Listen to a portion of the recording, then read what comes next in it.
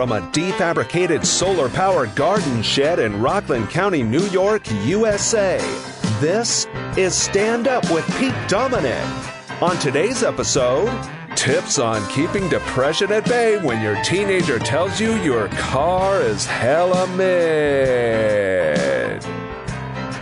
And now, the podcast host who has no problem with such things because his car is a Chevy Volt, Pete Dominic! Yes, indeed, Pete Co. Thank you very much. I'm so sorry to hear that your teenage son is making fun of your car, but mine do as well. Well, my younger daughter has always made fun of my cars. She's very much more about the look of the car, and she thinks that my Chevy Volt looks like a white rabbit. She calls it the rabbit. She says it looks like it's a hunched-over rabbit. And I said, I think rabbits are generally look like they're always hunched over. It's just how their bodies... Anyway, thank you and welcome to today's episode of Stand Up, where I have an absolutely brilliant and amazing guest, David Frum. Yes, that David Frum, the guy who used to work in the Bush administration and wrote the Axis of Evil line in one of his State of the Union speeches.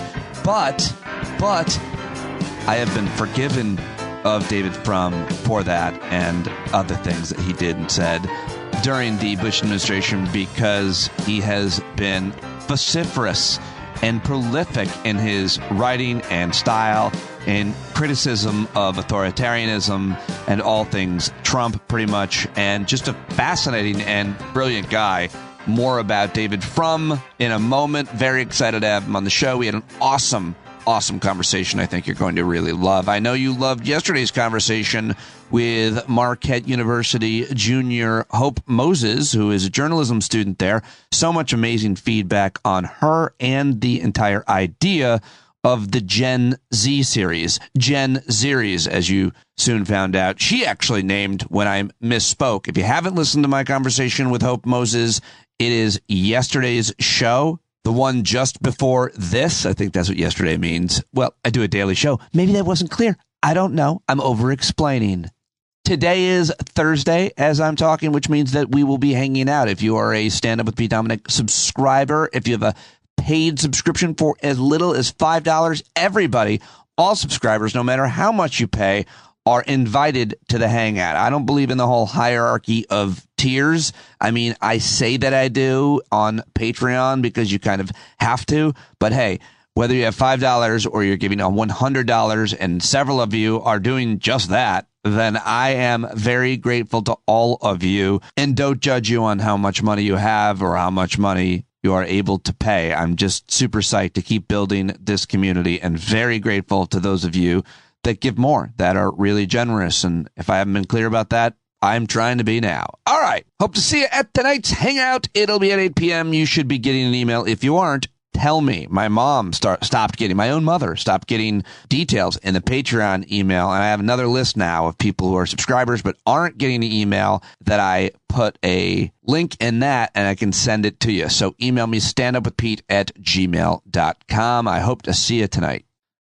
All right, before we get to David Frum, just a few headlines from yesterday. First and foremost, what is going on with the Ohio train derailment and what Christian allowed the town to be named East Palestine? I kid, probably Christians that named it because it's a biblical town, right? Well, Ohio residents are demanding answers 2 weeks after the toxic chemical derailment. The CNN reporting 2 weeks after a hazardous train derailment in Ohio town. Frustrations are mounting at meetings over residents' health concerns. The Ohio train crash is leaving small town in fear of toxic fallout is the headline at BBC News. Here are some reactions about it. First, the governor of Ohio, Mike DeWine, he tweeted, East Palestine new water testing results show no detection of contaminants in East Palestine's municipal water system. With these test results, at Ohio EPA is confident that the municipal water is safe to drink. Well, the people there are not trusting him. And can you blame the residents of a town, a city that has been affected by some kind of horrific event of pollution, chemical or oil or fuel pollution, or even 9/11. After 9/11, we were told, I was a resident of New York, that the air was okay to breathe. And certainly the folks that were working on that pile, not the case, we found out later. There's not a lot of trust and faith in government, unfortunately, and we could talk about that another time, but you can understand why people there are really concerned about what is going on. Republicans in Ohio and right-wing Republicans in media are using the train of disaster to advance their agendas, of course. J.D. Vance, Charlie Kirk, and others. The senator from Ohio, which is hard to believe, J.D. Vance, complained in his Fox News appearances that the Biden administration was not responding appropriately. But then you had Governor DeWine, who's a second-term Republican, saying he'd been contacted by the disaster by President Joe Biden. Well, listen to this. To get over there.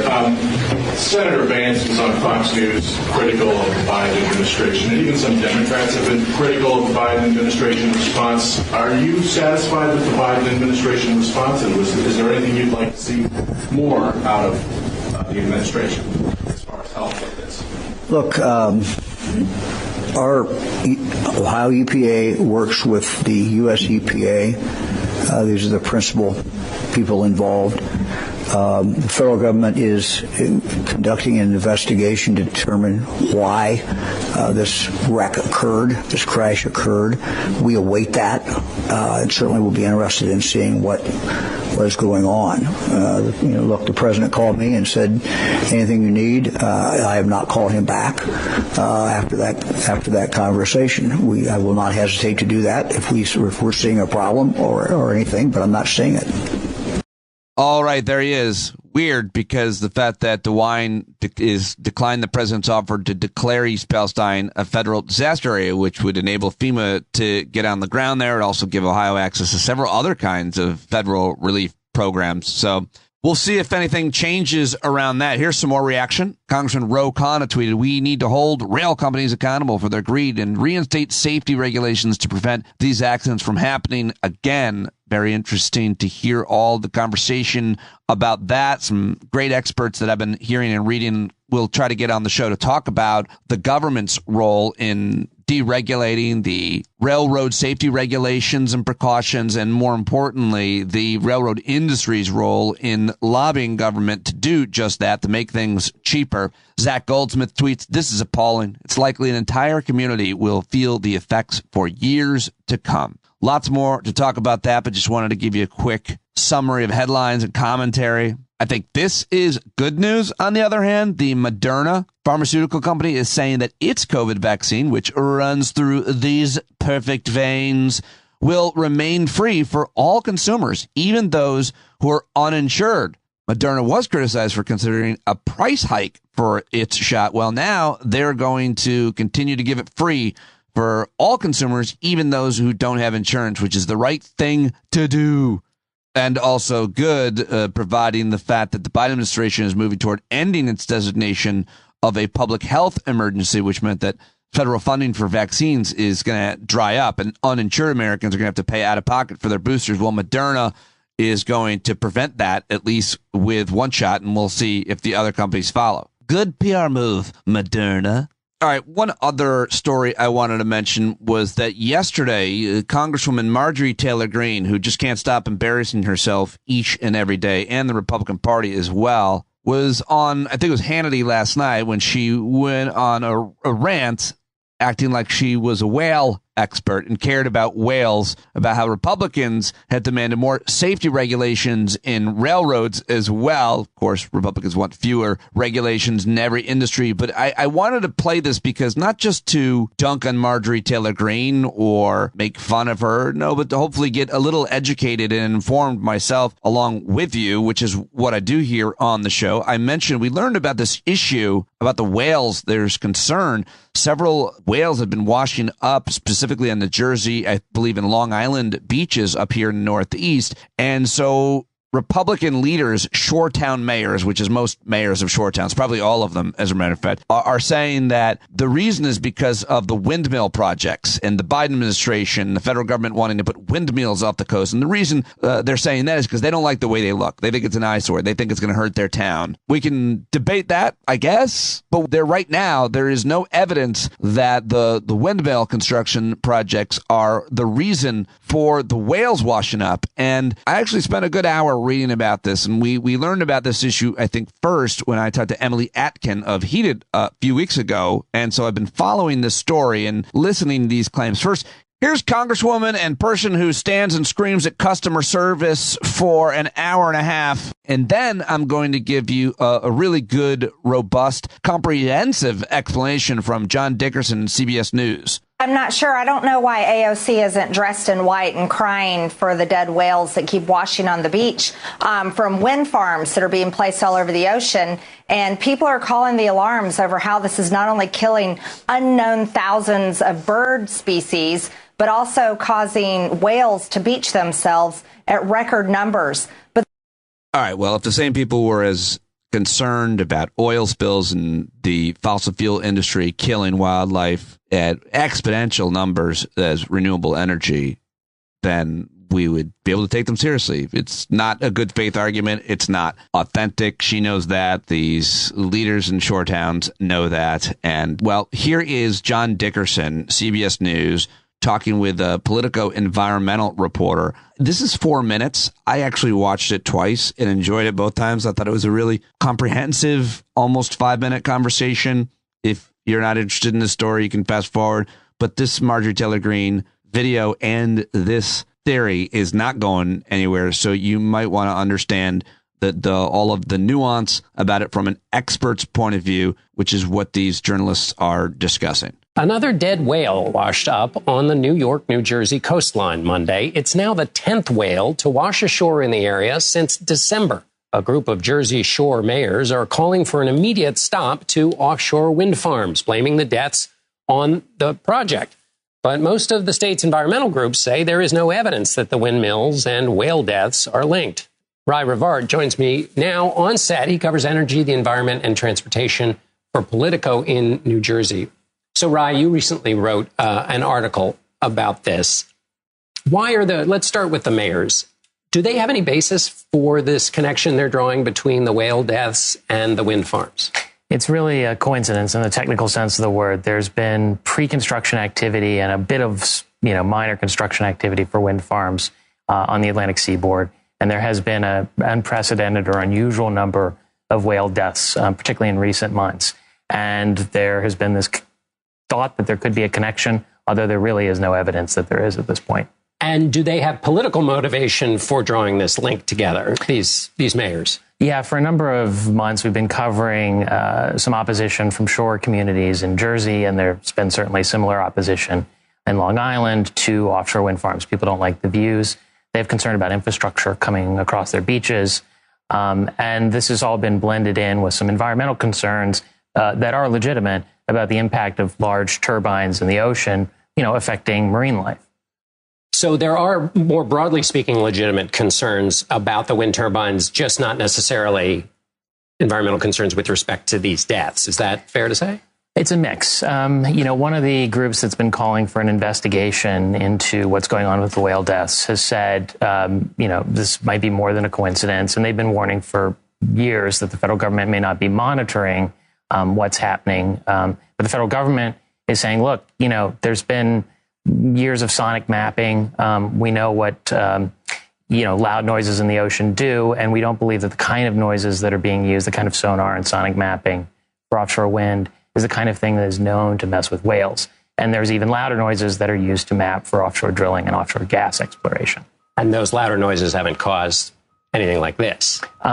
There isn't a belief that the noises for offshore wind exploration would cause what we're seeing right now. And is the environmental group Clean Ocean Action, is that the group that's saying that perhaps there is this linkage, even though there's no scientific evidence for a linkage? Right. And they're saying, that there is an absence of evidence of what's causing these deaths.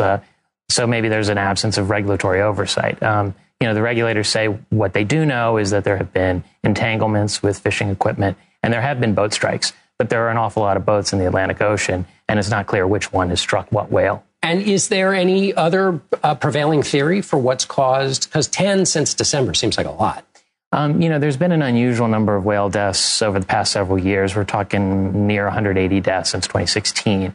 And there are some number of theories that are being explored in some ways. There's thoughts about, a change in fish that whales feast on or prey that whales go after, shifting their routes in the ocean, perhaps due to climate change. And so if the Republican mayors are motivated by concerns about how this looks for the beach shore communities, there's a motivation for the Biden administration, too. I mean, in other words, these wind farms, put them in the context of the Biden energy policy. So over the next couple of years, they want to put hundreds of wind turbines in the ocean. It's a big part of President Biden's goals, of New Jersey Governor Phil Murphy's clean energy goals, New York Governor, similar goals. We're talking hundreds of wind turbines that would provide power for millions of homes. Power for millions of homes versus the alternatives. It's really a no-brainer. The trade-offs do not compare, and this is the future no matter what. It's just so frustrating and disappointing and really enraging to see myths and falsities and lies being told about clean energy so as to keep your view of the coastline from being encumbered. It's just, you want to live there, you're going to use electricity, it's not going to be in my backyard. Okay, ladies and gentlemen, that's it. That's all I've got for you. I thought that was thoughtful and comprehensive, and so I wanted to include it. And I got to get this baby up and posted. And so let's do it. My guest today started in politics in the first Reagan campaign, if you can believe it, back in 1980. From 2014 to 2017, he was the chairman of the board of trustees of the leading British center-right think tank called Policy Exchange. In 2001, he started as a speechwriter and was a special assistant to President George W. Bush. He's got degrees in history from Yale and a legal degree from Harvard, where he served as the president of the Federalist Society, but his views on so much have changed. Some has certainly remained the same, and I just always love engaging him in conversation, hearing from him, reading his books, his writing at The Atlantic. I think we had a really good conversation. I pushed back when I found the opportunity on a couple little things, but mostly I let Frum go, as one does when you've got him wound up on the issues that I certainly did. Ladies and gentlemen, go say hi to him on Twitter, where he is still active and has over 1 million followers, which is good because he'll promote this on there. Ladies and gentlemen, I give you David Frum. David George Frum, I'm guessing. No? Jeffrey, actually. Oh, interesting. I was close enough. Thank you so much for joining me. Is there any significance to that name? It's one of these complicated Hebrew puns where you honored the parents honor departed relatives by giving the child in the New World a name with the same initial as the departed relative in the last world. Oh, yeah. We, the Irish, that I'm named after, do something similar with very little thought behind it. It's just like, your uncle, you're named after Uncle Jim. Okay, thanks, James. It is then. Great to see you. It's been way too long, but of course I'm always reading you as a subscriber to The Atlantic and loving following you on Twitter, where you're one of the best and you're always putting out a lot of great work. And I want to talk about all of it. But you've got an article at The Atlantic several I want to get to, that has talked about how terrible the Republican Party is basically being to each other and how they're kind of scraping the barrel. And yep. I think you've collected much of that in that article, whose title is "The GOP is Just Obnoxious. It's Why the Party Keeps Losing Elections." Performative obnoxiousness. Formative obnoxiousness. One could argue it sells to their base. Isn't it a good thing? Well, the example I open with is the Pennsylvania Senate race. So the Republicans nominated Mehmet Oz for a very competitive race. And although you know him as a TV pitch doctor, before that, he was a genuinely great cardiologist with a bunch of patents, and he's had a huge impact on the world of cardiology. And whatever you think about the TV pitch doctoring, the fact is lots of people find it very credible and compelling. And he's very, very popular. He would also have been, as far as anyone can tell, the first Muslim member of the United States Senate. So it's part of a Republican move toward making their party more diverse and inclusive. So it was not a crazy choice. And he's good at TV. Obviously, he was not a bad candidate. So what went wrong for him? Well, it wasn't a Republican year, but he made a very particular decision. He was running against a man who suffered a stroke and was obviously very disabled by that stroke. And he had a bunch of choices to make about how he handled it. And there were compassionate choices that would have incidentally reminded people that before he was a TV pitch doctor, he was a great cardiologist. Right. He could have used it to show his health credentials, wished his opponent well, said, we'll debate whenever you feel ready. I have I've dealt with hundreds of stroke sufferers. I know they make good recovery. I have no doubt that if elected, he'll be able to do the job. But in the meantime, and this focuses the attention. He could have done those things, but instead he made fun of him nonstop through the final weeks of the campaign. And he lost by 4 points. And I think a big part of that loss was attributable to this otherwise very plausible candidate behaving like a jerk. And I give lots of other examples in the article of people who. Yeah, you're right. And Oz was not unique. Many of the unsuccessful Republican candidates in 2022 offered voters weird, extreme, or obnoxious personas. Among the worst was Blake Masters. He was a candidate for U.S. Senate Arizona. Apparently, he was a student of billionaire Peter Thiel, who bankrolled his campaign. Yeah. So Blake Masters wasn't as good a candidate, obviously, as Mehmet Oz could have been if he'd been managed better. He's kind of a deeper kind of weirdo. But it didn't help that he posed for a series of Instagram memes and Twitter. He had made guns very central to his campaign. If you haven't followed him, Masters, he's youngish. He's in his 30s. He's very skinny. And he's got kind of an unhappy looking face. Let me help you. There are certain faces that you shouldn't hold a gun near because you're like, yeah, that guy would use it. Then and other faces, you'd be like, that person might be more responsible. Yeah, he thinks he's looking like a commando, but actually he's looking like someone who's on his way to the postal office to seek retribution. No, he looks. If a casting director, if he walked in and they were looking for like a really maniacal looking murderer, they'd be like, yeah, this guy, Blake Masters looking guy. We're looking for a Blake Masters type. So if you're Blake Masters. Let's have this guy with like a lot of horses and dogs and kids. And growing up on the farm here, and then he rolled into it. He became a Twitter troll and got into all these arguments. And again, I don't think he was running against an astronaut whose wife had been the victim of this terrible shooting, Gabby Giffords, and who's a very likable and moderate person. So maybe they were doomed in Arizona anyway. But he didn't have to lose by 5 points in what had been for a long time a Republican state. And what about DeSantis? You right about him? DeSantis has the advantage of being, unlike the other two, an incumbent. So you can actually have a record.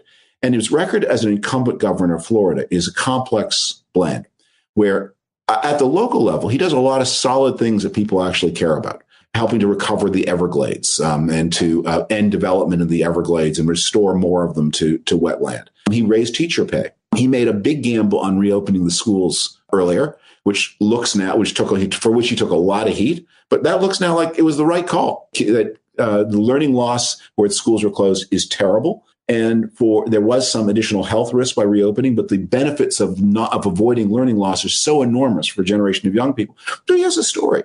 As a national candidate, his message is all obnoxious all the time. So when he ran for re-election in Florida, you could have a choice that the people who like the obnoxiousness could vote for that, but the people who didn't like the obnoxiousness could vote for the record. What happens to him when he goes national is going to be a complicated question because, of course, he has no national record. It's going to be, so far he's doing all trolling, and that's a problem. So let's talk. It's a great article. There's a lot more to it, but I want to let that lead us into the year ahead and certainly the campaign for the Republican nomination, which is, it almost seems like you can kind of predict what's going to happen. But based on how many people run and how many people announce, Donald Trump is going to destroy each and every one of them. With that, maybe he destroys himself, maybe he puts himself up, maybe he doesn't get the nomination, but then he runs as an independent to destroy whoever does. That seems like a pretty likely scenario if, other things don't happen. What are your thoughts about the year ahead in the primary process, the campaign? Well, the core assumption of Republicans thinking about a run in 24 as they got ready, as they did their planning in 2022, was that 2023 would be a year of inflation and recession, and ideally both. And the thing that is complicating the planning for a lot of Republican candidates is so far no recession, and the inflation seems to be abating. Of course, we could get the inflation could continue. The abatement could stop. The recession could materialize. But right now, it is looking like the squeezing out the inflation caused by the COVID aftermath is happening in a pretty successful way. And, that's good management. That's good luck. I mean, we can argue about why it happened. But the point is, if you're running for president, you are risking now suddenly running in quite a benign environment for incumbents in 2024, right, when you were going to be running in a bad environment for incumbents. And the American people seem to have this deal, which is they reward the president if times are good, whether it's because of him, and they punish the president if times are bad, whether it's because of him. And it seems if you're Jimmy Carter and you say, look, I didn't make this problem, right, it feels unfair. But if you're Bill Clinton, you didn't make the internet boom either. So that, you just have to hope that you personally get lucky, unlike one of your predecessors. So Biden looks like he's going to be getting lucky. And if his health holds up, he may be running in a more benign environment than anybody would have thought 12 months ago. But what will happen if Trump runs? I mean, isn't he going to destroy? I mean, Ron DeSantis looks like the front runner, so he went as hard as he possibly could, and it's only the beginning of this year by saying that suggesting Ron DeSantis is a groomer and a pedophile. Like he started there, David. Yeah. Where do you go? Where do you go from there? It's like show business. Open big. Yeah. I mean, big musical number. So I don't know what's going to happen. And I will be interested if you say it's evident to you. I'd be interested to hear your prediction. The main view I've been holding for the past 6 months was that DeSantis was less formidable than people thought he would be. And that a lot of people who follow politics closely, a lot of people who write $100,000 checks, and of course the producers at Fox News all decided that he was it. But he had vulnerabilities that were not so visible to that kind of person. And Trump had strengths, which is not to say that Trump can't blow it, because Trump he's obviously, like in 2015, the 2015 Trump, he was a narcissistic psychopath then too, but he was able to, a lot of the time, replicate the behavior of someone who cared about other people. That he would go to New Hampshire and he would talk about opioids, and he had no plan, no idea what he was to do about them, but he said the word. And I think in my first Trump book, I talked about how detached liberal America was from the opioid crisis in 2015, and I did it by the simple expedient of opening up the New York Times from January 1, 2015 to December 31st and typing in the word opioid in the search engine and the word transgender and I'm going to forget now the number. There's something like 40 times as many stories in 2015 of the Times about transgender as there was about opioid. So that just tells you where the cities were as opposed to the people in more rural areas. And Trump got it. He understood that immigration was an issue. He understood that what he picked up was that 2014 looks like the low point in the great American crime reduction that began in the 1990s, and crime had begun to tick up again after 2014. It's increased a lot now. So Trump knew about those issues. Problem with the Trump of 2023 is that he seems to only care about himself and his grievances left over from 2020. And I don't know how interesting that is to the kind of person who made him the Republican nominee in 2015 and 2016. Just one follow-up on that. It's if there's 5 people running in Iowa, which I think is still going to be the first state for Republicans, though South Carolina at the beginning of next year, this time next year will be the first for Democrats, which is fascinating. But if you got 5 other people running, he's going to get 20% and win, like for the first few at least. Is that not? Do you not see that as pretty baked in? I don't see anything as baked in. But here's a good answer. That would be so. In 2016, Trump lost Iowa and won New Hampshire, and the reason for that is Iowa may be one of the most religiously dominated Republican primaries, and New Hampshire is one of the most secular Republican primaries, and when we did polling in the early part of 2016, Republican voters regarded Trump as the moderate in the race. Well, he was a loudmouth. So what do they mean? And that in the Republican world, when they said conservative, they meant religious, and when they said moderate, they meant secular.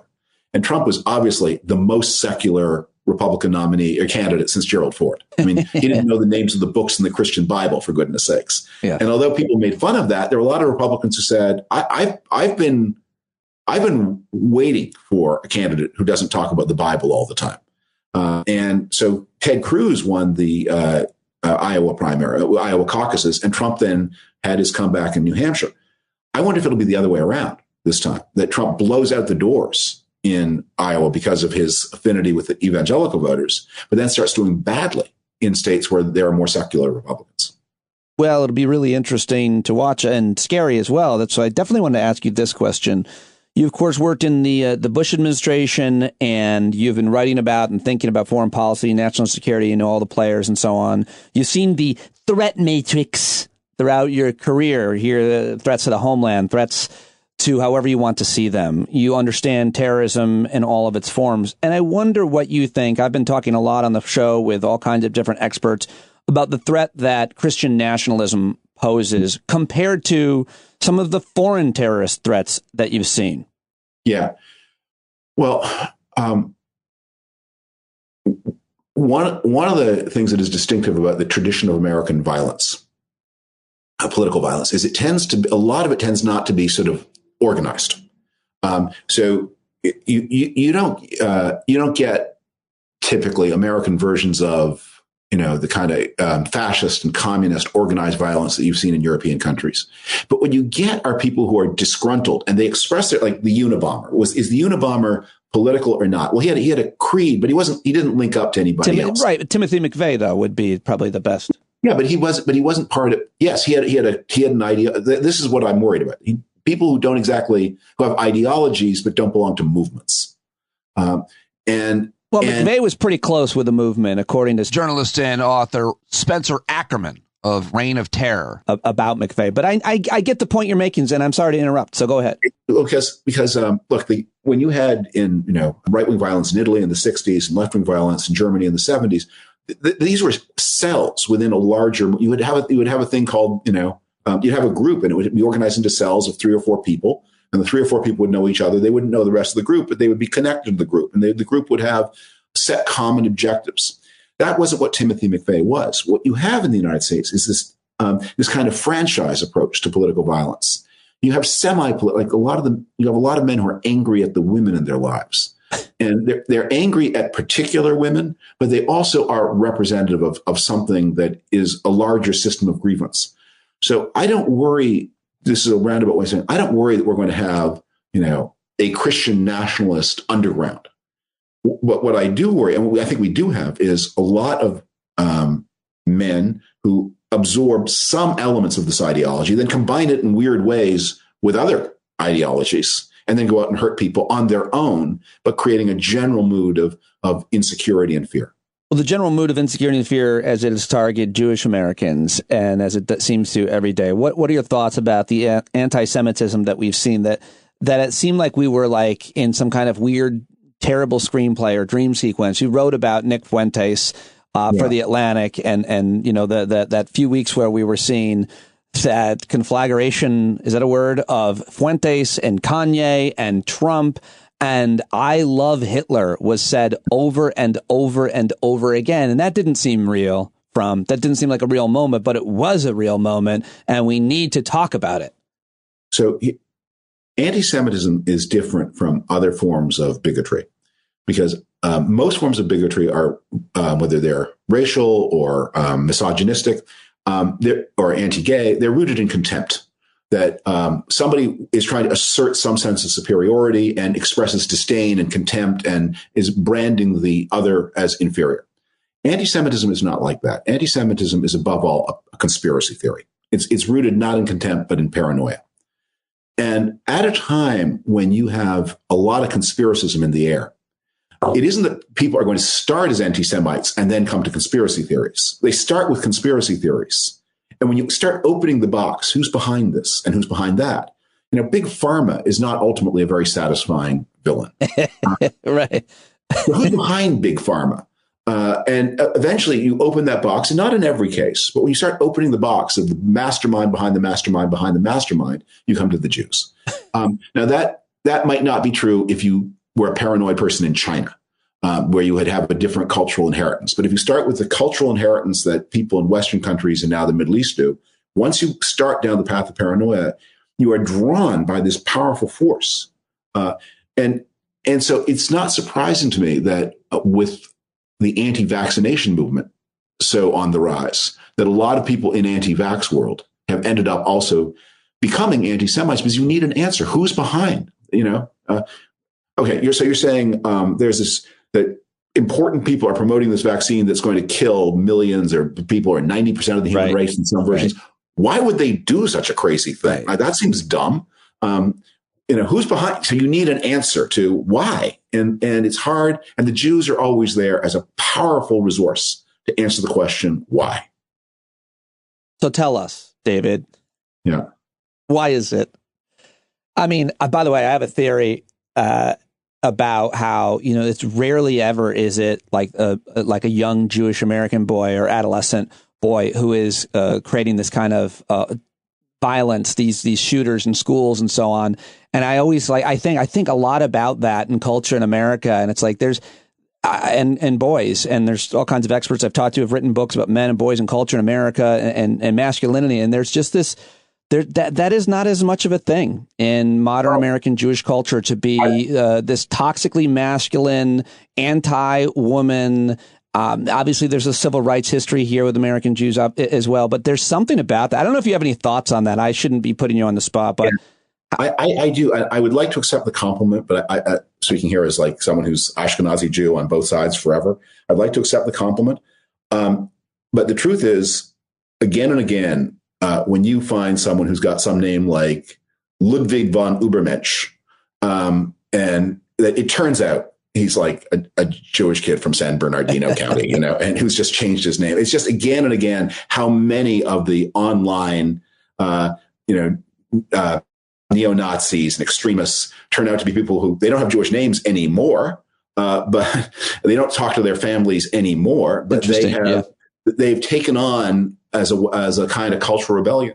And it may be in the same way that certain kinds of the most toxically male figures on the internet have to be secretly gay, that there are the psychological mechanism here is pretty obvious once you think about it. Yeah. I think the founder of Est, Werner Erhard, that was not his birth name. Yeah, that people should Google that. So I want to ask you two more big questions, one of which is, of course, it has been almost a year since Russia's invasion into Ukraine. You've been covering this, writing about this back in late December for The Atlantic. You had an article titled Zelensky Recalled Us to Ourselves. He came to thank the U.S. for supporting Ukraine. It's Americans who should thank him. It really has been an interesting part of this horrible invasion and horrible, unnecessary war launched by this autocrat, this terrible person, Vladimir Putin, that Zelensky has stepped up to be a leader for our time. What are your thoughts on him, that article, and where we are a year into it? Well, a micro point and then a bigger point. The micro point is there are very few people in this world who can claim to have defied at the highest level of defiance both Donald Trump and Vladimir Putin. And Zelensky was the person whom Trump targeted for his blackmail project that led to the first impeachment, when he was trying to fabricate dirt against Joe Biden by squeezing it out of Zelensky, and he underestimated his guy. And then Putin tried, and Zelensky dealt with Trump in a very interesting way. He just postponed. He never said no to him. He just kept saying, I need more time. We've got a lot of procedures here in Ukraine. And he, I have to consult with my attorney general. And he just kept playing because he needed the American arms that were beginning to come to Ukraine. So he played for time, hoping against hope that something would happen inside the United States to rescue from this dilemma of being forced to manufacture a story against a possible next president in order to appease the current president. And indeed, eventually, a courageous whistleblower revealed the terrible plot before Zelensky was completely browbeaten into having to manufacture dirt against Joe Biden. And then he stood up against Putin. The bigger point is we are living in a world in which reactionary authoritarianism, illiberal democracy, as it's been called, there are a variety of names for this phenomenon, is on the rise. And that has required a response from people who believe in democratic ideals across a huge variety, from social democrats on the left to moderate conservatives on the right, liberals in the middle. And Joe Biden, who's this great coalition figure, as a kind of natural leader for this huge slice of the ideological spectrum. And we may need to have a different map for the politics of the 21st century than the map we had for the politics of the 20th. And the questions of how big should the state be? How much social security should there be, more or less? Those questions may become a little more technical in the 21st century. And meanwhile, the questions about how, should societies rest on the consent of the governed? Are you going to allow resentments, whether they're, of a left-wing flavor or a right-wing flavor, to be used as tools of power by autocrats? It's all really important questions, and leads us to your next article, which is going to be out in The Atlantic, that you told me about. I haven't read it yet. It's not out yet, but you mentioned it before I hit record, and it's about what's happening in Mexico and their creeping autocracy, or however you want to frame it. So I did a quick Google search on Mexico and autocracy. The headlines: Mexico's turn to autocracy should worry the U.S. What Mexico's referendum means for its fragile democracy. And Mexico's dying democracy. I have not been paying attention. I'm very much looking forward to your article, and I have deep concern now about what's happening in Mexico. There's a lot to be concerned about. Mexico's been an independent country for about 200 years, maybe a little more, a little less, depending on how you count. In that time, it's been ruled by emperors. It's been ruled by dictators. It's been ruled by juntas. It's been ruled by, through much of the 20th century, it was ruled by a one-party state that had some of the forms of a democracy, but wasn't one. In all that long history, the first time that power transferred from a president of one party to a president of another party by means of a free and fair election with peace was in the year 2000. So this is a very short democratic experiment, and it's under a lot of pressure. And the current president, who I'm writing about and who's trying to subvert a lot of that young democracy, he uses a lot of left-wing cultural references, and he's often described, in fact, you could almost do a keyword, Mexico's left-wing populist leader. I keep saying, it's like, whether your potato chip has minute amounts of pickle flavoring on it, or minute amount of jalapeno flavoring, or minute amount of vinegar and sea salt, it's the same thing. It's the same thing. The flavoring is a little different. It's the same potato chip. Oh, do I want to argue with your metaphor? Continue. You're passionate as an advocate of pickle chips. I haven't been triggered like this in weeks. Go ahead. So people use different kinds of cultural references to sort of situate their bids for power. Yeah, they're making the same kind of bid for power, whether it's Bolsonaro in Brazil, or Orban in Hungary, or Lopez Obrador in Mexico. They've got the same project, and it needs to be seen as the same. And the people who are against them need to and the reason you need to see that these would-be authoritarians are the same is so that the people who are against them don't let the narcissism of petty differences stop them from upholding democratic institutions. Social democrats have to work with liberals, and liberals have to work with conservatives, and conservatives have to work with both against this authoritarian tide. Well, I'm looking forward to learning more and your next article. Are we working on a new book? 10 books I read. You've written 10 books. Yeah. So I will. Also, you saved in your headshot that you use for most promotions, or at least Atlantic, you have this grizzled look, and it makes me feel like you're headed into a kind of a more spy novel kind of, you've written nonfiction. So, but now you're clean shaven, so I'm confused where your career's at. Yeah, I've got here the first draft of a book, which I'm now putting to the side for 6 months to let it stew. And decide what to do with it. It needs a lot of revision, but that's the next project. Can you say fiction or non? Can you say it's a memoir? Oh, wow! Of a life in the conservative world. But I'm just not. I'm just not sure about. My most intimate and severest editor, my wife, said there's just no point writing the first draft without throwing in all the names. You can take them out later. But so it's. I don't know if you're a fan of the British novelist P.G. Wodehouse, but one of his plot devices is that somebody's crazy uncle has written a memoir, and that the hero of the story has to steal the memoir and burn it before it can destroy social life in London. And so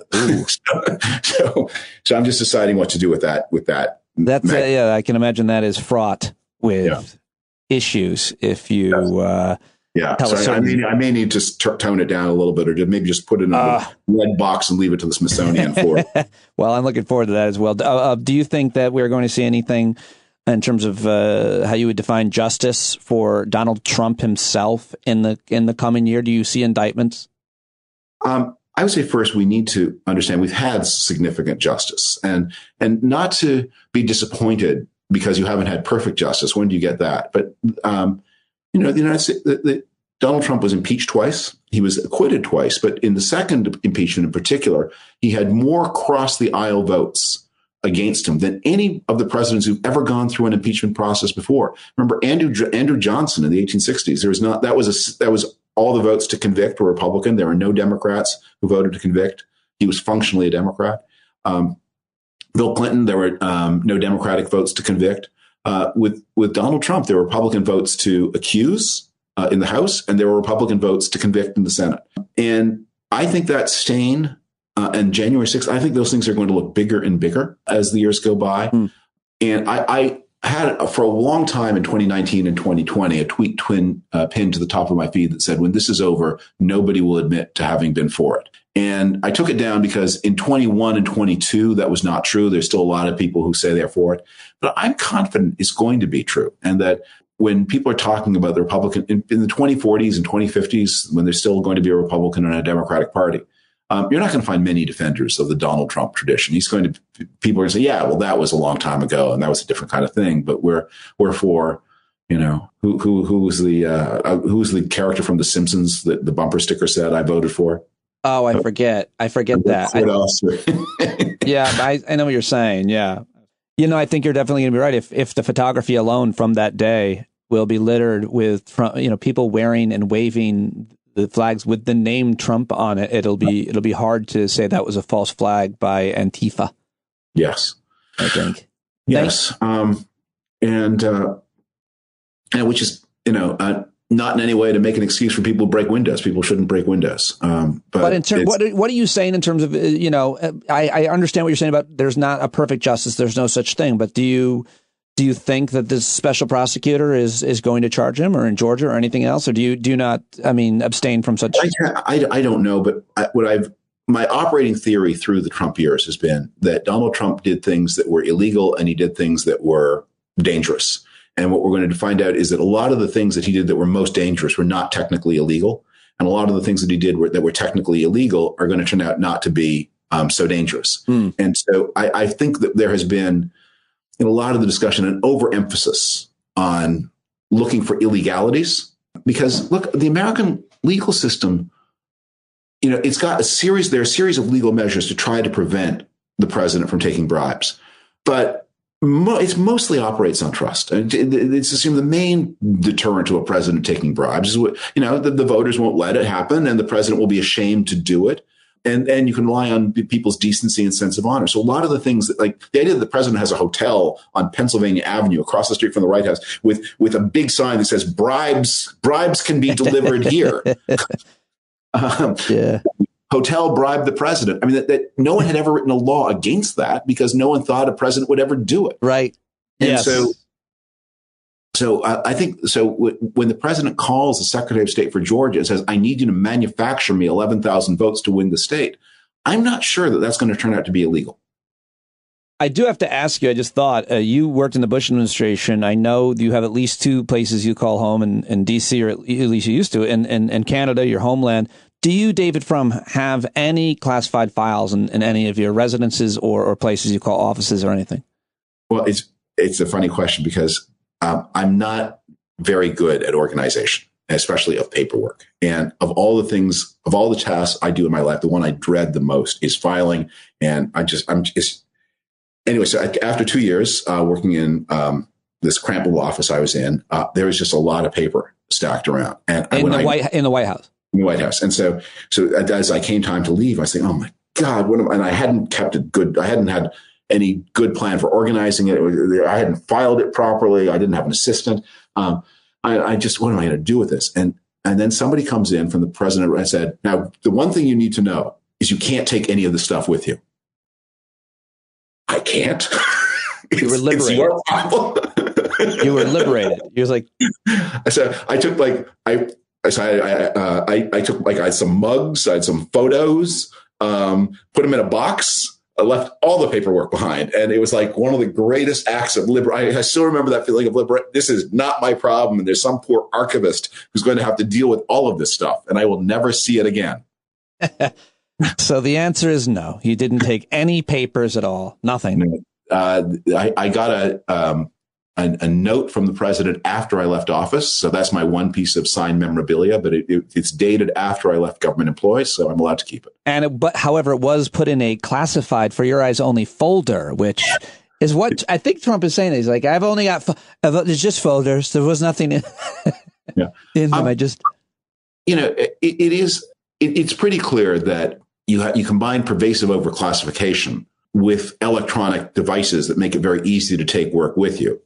And it's not surprising that some of the stuff splashes all over the place. Yeah. And so what is surprising is when you try to autograph it and sell it.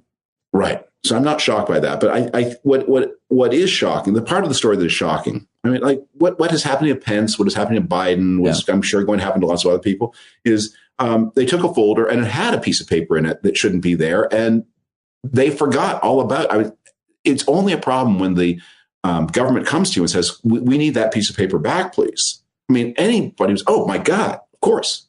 Or you say no, or you say, okay, I'll give it back to you. And then you don't, or you give it back to him, but not all the paper, which is, he did all of those things. That's really like, and you say, I won't give it back unless you send the FBI. And then they send the FBI and you complain that they sent the FBI. Well, you asked for the FBI. Well, yeah, exactly what happened. David Frum, always a pleasure. Great to see you. Great to talk to you. I always appreciate it. Thank you so much for doing this. Pleasure to talk to you. Bye-bye. All right, there he goes, David Frum. Go tweet him at David Frum, and that is today's show. How about it? I hope to see you tonight at the Hangout. If you're still listening, I'm really looking forward to that. As always, it's Thursday at 8 p.m. East. If you're a subscriber, you get the email. If you're not, go now. StandUpWithPete.com, Patreon.com/Pete Dominic. I hope you're doing okay. Even better, I hope you're doing well. Oh, and I'll let the whole song play out. The only reason I was fading it out was because I did one time and I kept copying and pasting. And I love John's song that he wrote for us. People got mad that I faded it out. And the only reason I did was because I wanted the next episode of the podcast to immediately play. And I'm not sure how many people don't press stop when it's over and I'm just playing music. But a lot of people got like, how dare you fade out Jon Carroll's song? Ladies and gentlemen, in its entirety. Have a great one.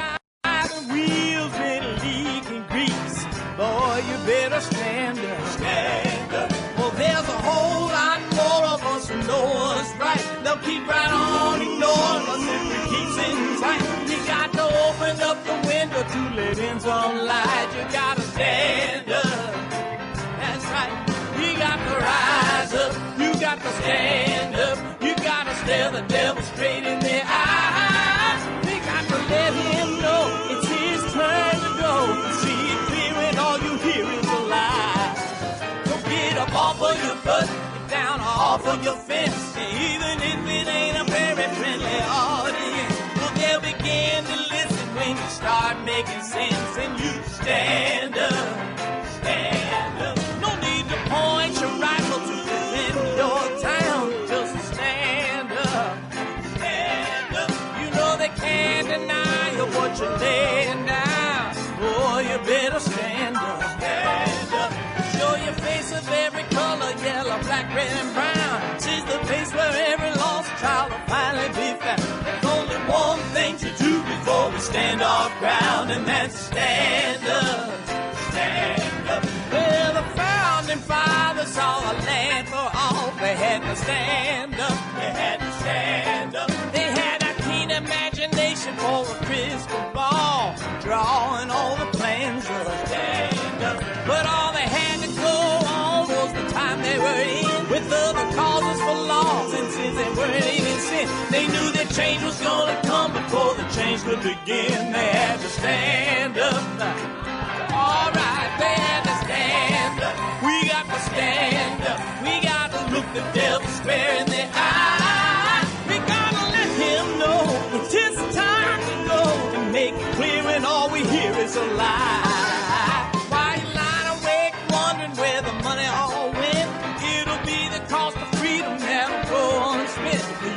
see them flee the scene of that experiment. If you stand up, all right, we got to speak up, we got to reach up and raise your voice in every way you know how. Don't be toes up, you got to show up. Ain't no better time to do it but now. No need to pledge allegiance to no wanton tribe. Rise up, show obedience to the voice inside, and listen well and it'll tell you not to run and hide. It says stand up,